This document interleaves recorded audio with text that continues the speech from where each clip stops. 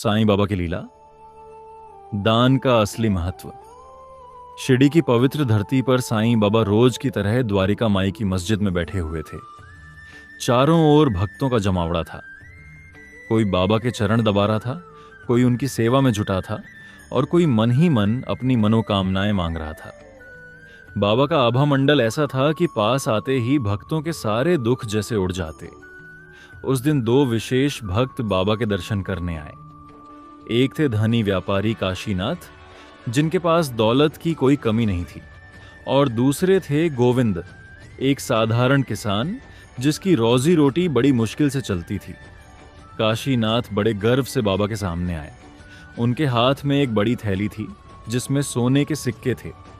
उन्होंने वह थैली बाबा के चरणों में रख दी और ऊंची आवाज में बोले, देखिए बाबा, यह मैं आपके चरणों में अर्पित करता हूं। मेरे पास सब कुछ है और मैं यह धन आपकी सेवा में दे रहा हूं।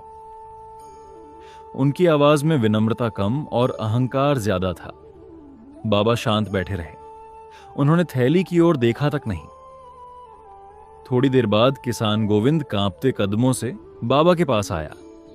उसके हाथ में एक छोटी सी टोकरी थी जिसमें गेहूं की थोड़ी सी पूंजी रखी थी। वह हाथ जोड़कर बोला, बाबा, मेरे पास आपको देने के लिए ज्यादा कुछ नहीं है, बस ये थोड़ा सा अनाज है, आप इसे स्वीकार करें। यह मेरे श्रम का फल है। उसकी आंखों में सच्ची भक्ति और प्रेम था।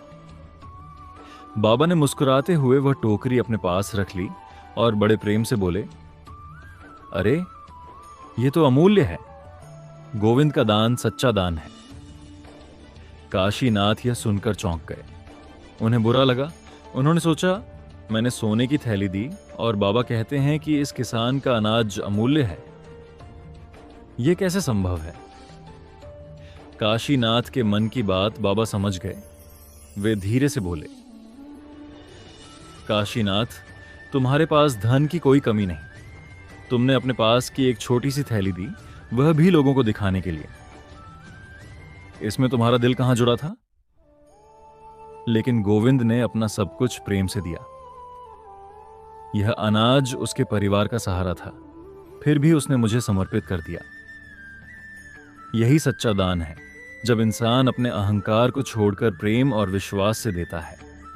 बाबा ने आगे कहा, दान केवल धन से नहीं होता, दान तो भाव से होता है।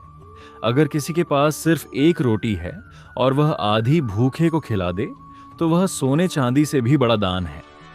याद रखो, दान वही महान है जिसमें त्याग और प्रेम छिपा हो, दिखावे का नहीं।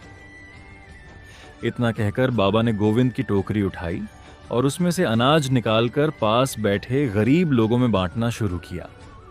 आश्चर्य की बात यह थी कि टोकरी खाली ही नहीं हो रही थी। जितना बाबा निकालते, उसमें उतना ही अनाज फिर से भर जाता। लोग यह चमत्कार देखकर आश्चर्यचकित रह गए।